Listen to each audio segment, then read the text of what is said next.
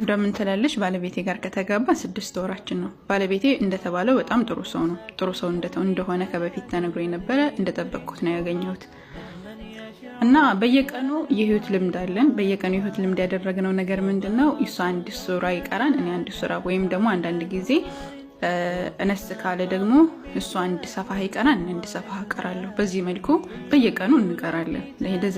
ከተጋባን ጀምሮ ለ6 ወራት ያክል በዚህ መልኩ ነው ያሳለፍነው እና ከዕለታት አንድ ቀን ከ6 ወር በኋላ ማለት ነው በመካከላችን አለመግባባት ተፈጠረ። እስከዛ ድረስ አንድ ቀንም አለመግባባት ተፈጥሮ አያውቅም። በጣም ፍቅር ነው፣ በጣም ሰላም ነን እና አለመግባባት ተፈጠረ። እኔ ነኝ ድንበር ያለፍኩበትኝ፣ ያስቆጣሁት እኔ ነኝ።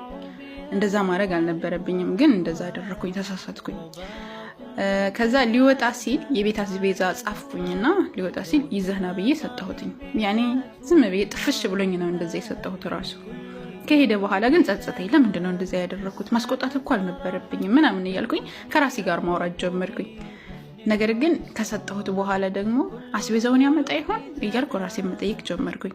እንደገና ደግሞ ከአሱር በኋላ ሁልጊዜ የምናደርገውን ቁርአናችንን ስንቀራ ይሆን የሚልን ጥያቄ እየተጠየቅኩኝ የራሴን በቃ ይቅርታ ጠይቀዋለሁ ሲመጣ።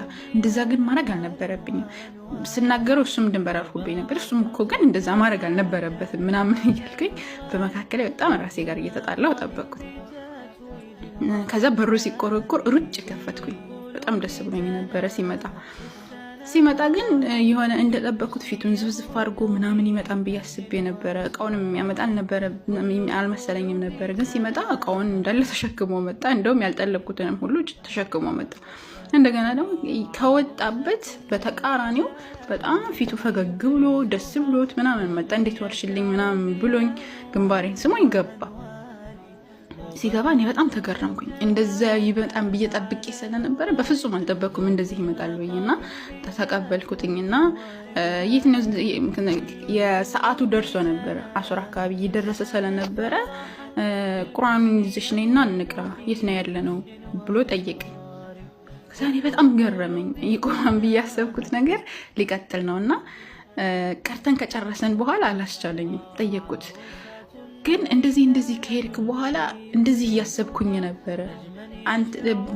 ስትወጣ በጣም ተቆጥተህ ነበረ፣ እኔ ማስቆጥቼህ ነበረው፣ በጣም ይቅርታ።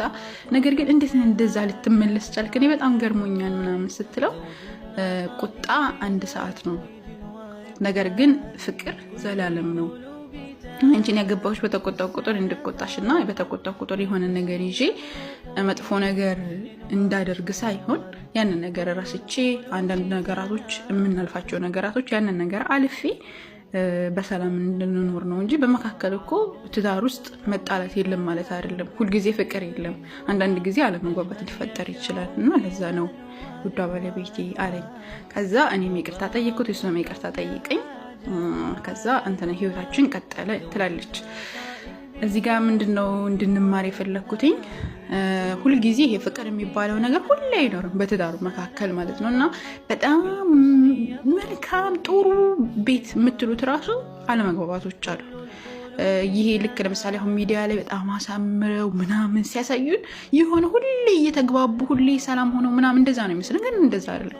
በየሰዓቱ ሊጣሉ ይችላሉ። እንደውም አብዛኛው የሚጣሉ የሰው አይን የሚበዛባቸው ትዳሮች ናቸው። እንኳን አይደለም እናቀርቶ የኛ በጣም ብዙ ነገር የምናጎለው ቤት ረሱል ሰለላሁ ዐለይሂ ወሰለም ከሚስቶቻቸው ጋር አለመግባባት ይኖር ነበረ መካከል እና አንድ መውቅፍ ልንገራቸው። ረሱል ሰለላሁ ዐለይሂ ወሰለም እና በአንሻ መካከል እንግዲህ አንሻ ረዲየላሁ ዐንሃ ከሰዎች ተወዳጅ በጣም እጅግ በጣም ተወዳጅ ሰው ካለ ረሱል ሰለላሁ ዐለይሂ ወሰለም ዘንድ አንሻ ናት። እና በመካከላቸው አለመግባባት ይፈጠርና አኩርፋለች አንሻ ረዲየላሁ ዐንሃ ማለት ነው። ከዛ ተኮራርፈው እያለ አቡበከር ይመጣል። አቡበከር መጣና አይነጋገሩም፣ ዝም ተባብለዋል። ምንድነው አላቸው ረሱል ሰለላሁ ዐለይሂ ወሰለም እና አንሻን ማለት ነው። ከዛ አንሻ ረዲየላሁ ዐንሃ ረሱል ሰለላሁ ዐለይሂ ወሰለም ሳትዋሽ ተናገር አለቻቸው። ረሱል ሰለላሁ ዐለይሂ ወሰለም እንግዲህ እንደዛ ስትል አቡበከር በጣም ተናደደ። እንዴት ነው ረሱል ሰለላሁ ዐለይሂ ወሰለም ሳትዋሽ የምትይው ምናምን ይሉና አቡበከር አንሻን ሊመቷት እጃቸውን ሊሰነዝሩ ሲሉ ሄዳ በረሱል ሰለላሁ ዐለይሂ ወሰለም ተደበቀች ማለት ነው። ሱብሃንአላህ ተመልከቱ። ያኔ ነገሩ ስታይ በጣም የሚገርም ነው። እና ተደበቀች፣ እሳቸው ተከላከሉላት። እንዴ ሚስቴን እንዳትመታ በለው ማለት ነው። እና ደስ ይላል። እንደዚህ አይነት ነገራቶች አለመግባባቶች አሉ። ሲጀምር ይሄ ትዳር የሚባለው ነገር በመካከል አለመግባባት ሳይኖር ይሄው ፍቅር ሰላም ሁሌ እንደዛ አይኖርም። እንኳን አይደለምና ሰውና ሰው ከብዙ ከተለያየ ቤተሰብ የመጣ ሰውና አይደለም የተለያየ አስተዳደግ የተለያየ ቤተሰብ የተለያየ ኑሮ ሲኖር የነበረ ሰው ከዛ በኋላ አብሮ መጥቶ አይደለም ከአንድ እናት ይወጣ የእናት ልጅ ከአንድ ሆድ ይወጣ ከአንድ መንታ ሆኖ ራሱ አለመግባባት ይጣላሉ። ከእናታችሁ በጣም የምትወዳችሁ እዚህ ምድር ላይ እናታችሁ ናት አይደል? እናታችሁ እስከ መማታት ራሱ ትደርሳለች አይደል እንዴ?